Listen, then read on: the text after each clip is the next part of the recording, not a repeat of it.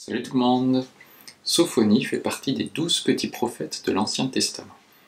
Sophonie vit au temps de Josias, roi de Juda, entre 640 et 609 avant Jésus-Christ. À cette époque, les rois de Juda avaient entraîné le peuple loin de Dieu. L'état spirituel de la nation de Dieu était l'apostasie nationale. Le peuple qui était censé vivre avec Dieu ne vivait pas en conformité avec les principes de Dieu. Voyons ce que ce texte de Sophonie peut nous apprendre aujourd'hui. Parole que l'Éternel adressa sous le règne de Josias, fils d'Amon, roi de Juda, à Sophonie, fils de Coushi, fils de Guédalia, descendant d'Amaria et d'Ézéchias. « Je vais tout balayer de la surface de la terre, l'Éternel le déclare.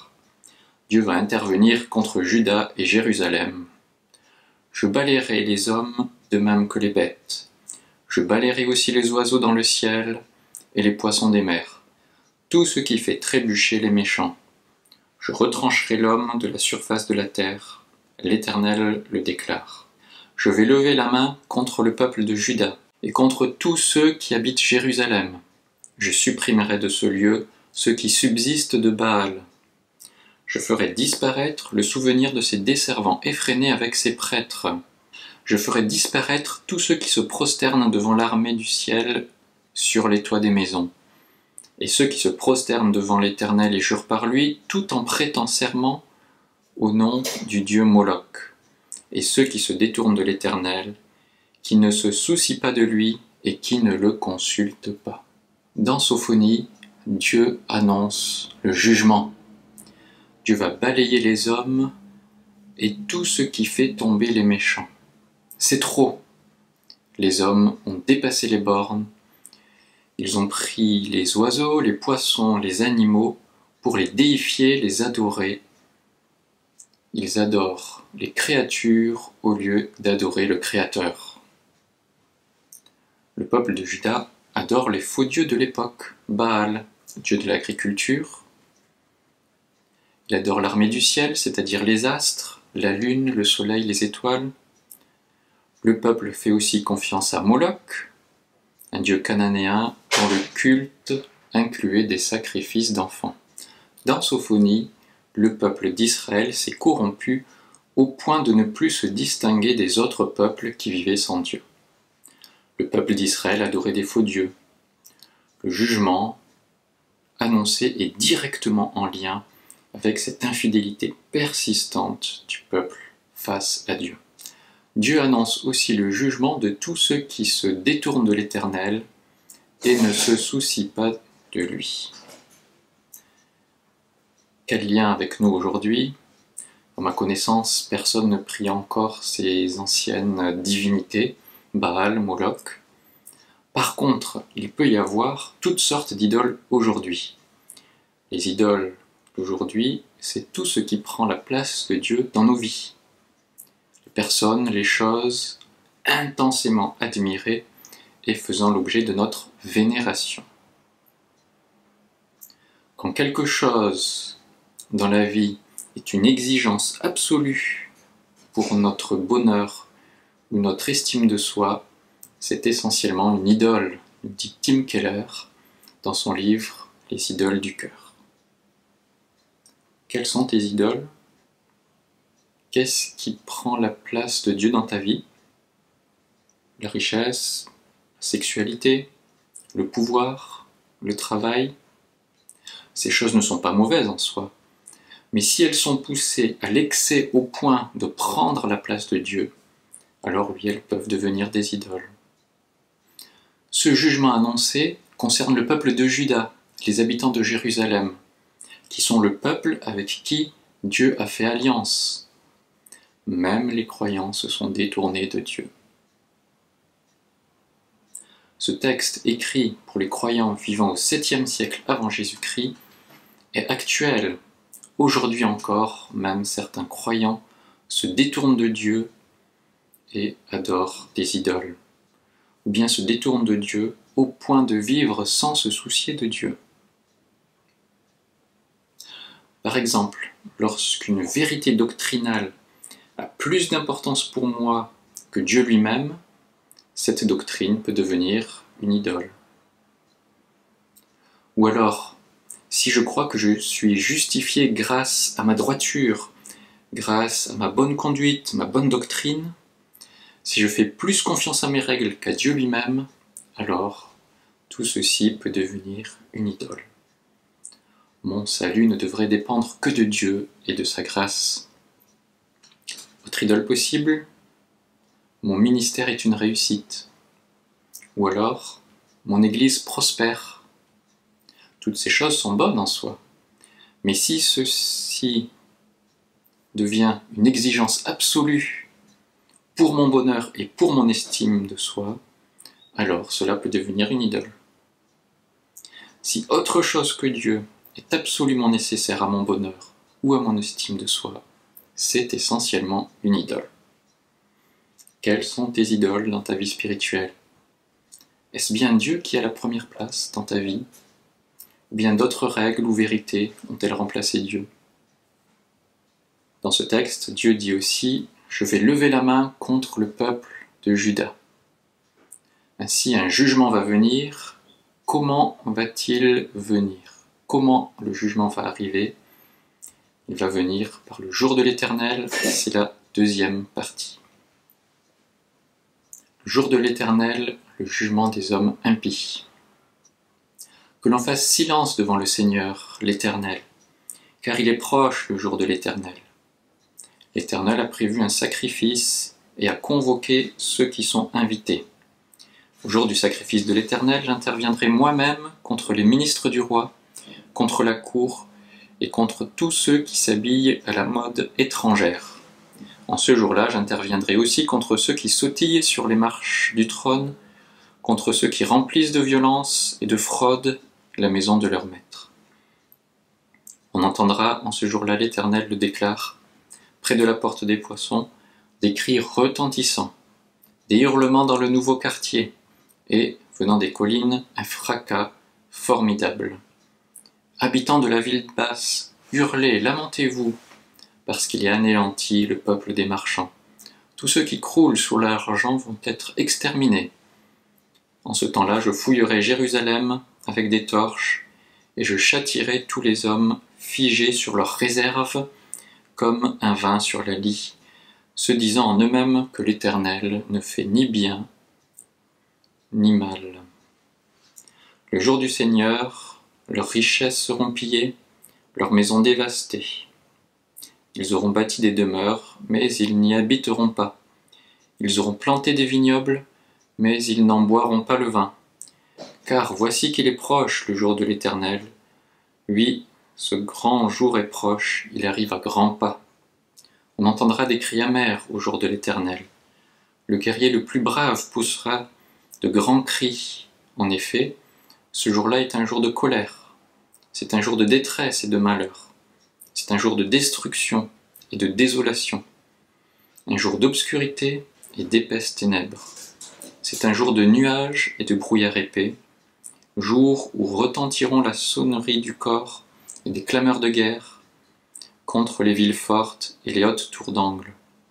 Je plongerai les hommes dans la détresse, et comme des aveugles, ils marcheront en tâtonnant, parce qu'ils ont péché contre moi, l'Éternel. Leur sang sera versé comme de la poussière, et comme des ordures, leurs corps seront jetés. Leur argent et leur or ne pourront les sauver au jour de la colère de l'Éternel, lorsqu'il consumera la terre tout entière par le feu de son amour bafoué. Car il provoquera, et ce sera épouvantable, la destruction totale de tous ceux qui habitent la terre. Le jour de l'Éternel est proche. Le jour de l'Éternel, c'est un jugement contre le peuple de Dieu qui s'est éloigné de lui. L'Éternel désigne ici les dirigeants du pays qui suivaient les modes étrangères. Les modes étrangères amènent une mentalité et surtout un culte qui ne sont plus ceux que Dieu lui-même a instaurés pour son peuple. Au verset 11, le quartier marchand de Jérusalem sera exterminé. Il leur est reproché de crouler sous l'argent et de vivre sans Dieu surtout. Verset 12, je châtierai j'avertirai tous les hommes qui croupissent tel un vin sur sa lie. Quand on fait du vin, on laisse reposer le vin nouveau, et à un moment, il faut séparer le vin de la lie, c'est le soutirage, sinon le vin s'épaissit, il devient visqueux et imbuvable. C'est une métaphore qui montre que les hommes se sont mélangés à leurs richesses ou aux pratiques des étrangers, et ils finissent par vivre sans Dieu. Ils se disent « l'Éternel ne fait ni bien ni mal ». Le jour de l'Éternel est décrit dans les versets 14 à 17. Il est proche, le jour de l'Éternel, il arrive à grands pas. On entend des cris amers. C'est un jour de colère, de malheur, un jour de destruction, de désolation, un jour d'obscurité et d'épaisses ténèbres, un jour de nuages, de brouillard épais. On entend des clameurs de guerre. Les hommes sont plongés dans la détresse. Quel jour terrible! Le jour de l'Éternel, on en parle tout au long de la Bible, y compris dans le Nouveau Testament. Le jour de l'Éternel désigne le jugement final de Dieu qui viendra au jour du retour de Jésus-Christ. C'est ce qu'on voit aussi dans 2 Pierre 3 par exemple, ou encore dans l'Apocalypse. Pourquoi ce jour va-t-il venir? Verset 17. Parce que le peuple a péché contre l'Éternel. C'est l'explication finale. Le jour de l'Éternel viendra parce que les hommes ont bafoué l'amour de Dieu. Oui, Dieu a horreur du mal, il ne laisse pas le crime impuni. Dieu est juste, et oui, Dieu aime les humains. À ce point du récit, la situation semble désespérée, sans issue, sans espoir. Mais cette situation n'est pas définitive, c'est ce qu'on voit dans la suite du récit, et c'est la 3e partie. Les humbles, justes et repentants se tournent vers l'Éternel et sont à l'abri du jour de l'Éternel. Chapitre 2. Rassemblez-vous, regroupez-vous, ô gens sans vergogne, avant que le décret ne soit émis, et que le jour ne passe comme la balle au vent. N'attendez pas que se fasse sentir sur vous l'ardeur de la colère de l'Éternel, et qu'il ne vous atteigne le jour de la colère de l'Éternel. Tournez-vous donc vers l'Éternel, vous, tous les humbles du pays, vous qui faites ce qui est droit, cherchez à accomplir ce qui est juste. Efforcez-vous d'être humble, peut-être serez-vous mis à l'abri au jour de la colère de l'Éternel. Le peuple est appelé à se rassembler, à se regrouper.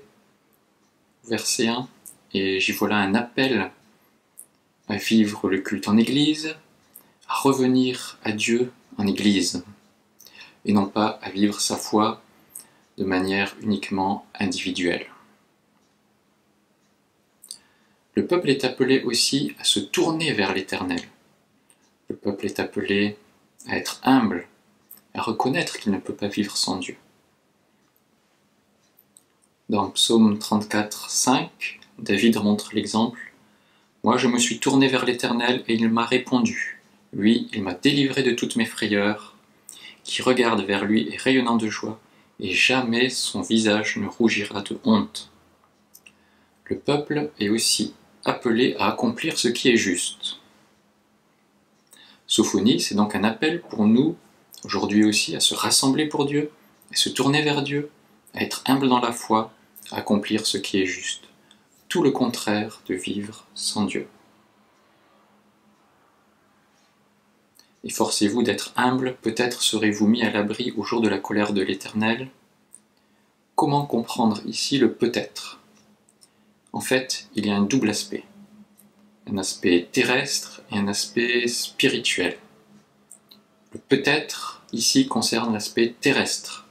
Si le peuple revient à Dieu, à l'époque de Sophonie, s'il est humble, peut-être qu'il évitera d'être envahi par ses ennemis militaires. Pour l'aspect spirituel, le salut éternel des croyants, il n'y a pas de peut-être. C'est ce qu'on voit d'ailleurs ailleurs dans la Bible. Romains 3, 23. Tous ont péché en effet et sont privés de la glorieuse présence de Dieu, et ils sont déclarés justes par sa grâce. C'est un don que Dieu leur fait par le moyen de la délivrance apportée par Jésus-Christ. Pour le salut, les hommes sont déclarés justes par la grâce de Dieu s'ils sont humbles et qu'ils ont la foi. C'est sûr, il n'y a pas de peut-être ici. En complément, Tim Keller a aussi dit « Le salut de Dieu ne vient pas en réponse à une vie changée vient en réponse au salut, offert comme un don gratuit. » Ce n'est pas le fait d'accomplir ce qui est juste, ce qui est humble qui nous sauve. C'est parce que nous sommes sauvés par la grâce de Dieu que nous pouvons accomplir ce qui est juste et que nous pouvons être humbles. Finalement, le peuple de Dieu du temps de Sophonie est appelé à revenir à l'Éternel. Et d'ailleurs, du temps du roi Josias, il y a eu un retour à Dieu, la redécouverte du livre de la loi. Le roi Josias lui-même s'est repenti au nom de la nation et a amené tout le pays à un retour aux vraies valeurs d'Israël, un retour à la foi sur une durée certes limitée, mais il y a eu vraiment un retour à Dieu du temps de Sophonie. Tournez-vous vers l'Éternel, soyez justes et ne péchez plus, pour être à l'abri au jour de la colère de l'Éternel. Ainsi Jésus est venu sur la terre pour sauver les pécheurs. Le jour de l'Éternel est encore à venir. Il est toujours proche, on ne sait pas quand il viendra. Ce jour, Jésus viendra régner. Jean 3,36 nous dit « Qui place sa confiance dans le Fils possède la vie éternelle. Qui ne met pas sa confiance dans le Fils ne connaît pas la vie. Il reste sous le coup de la colère de Dieu. » Tout ce texte de Sophonie résonne pour nous aujourd'hui. Est-ce que nous vivons en tenant compte de Dieu? Ou alors est-ce que nous vivons sans Dieu? Le jour de l'Éternel viendra, de manière certaine.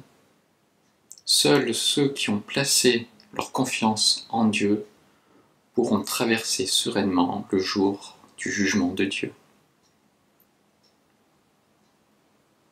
En conclusion, ce texte qui date de 2700 ans reste terriblement actuel.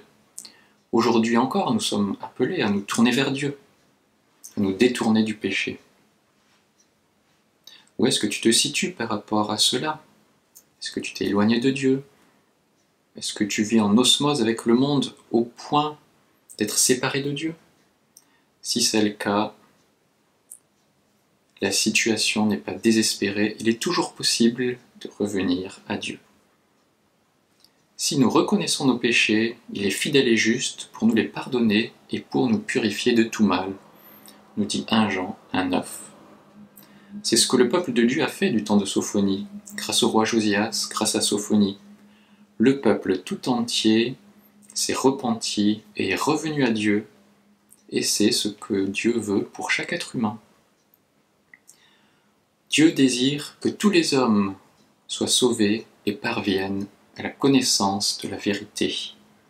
1 Timothée 2,4. Tournez-vous vers l'Éternel, soyez justes, ne péchez plus, pour être à l'abri au jour de la colère de l'Éternel. Tel est l'enseignement de Sophonie pour nous aujourd'hui. Bye bye.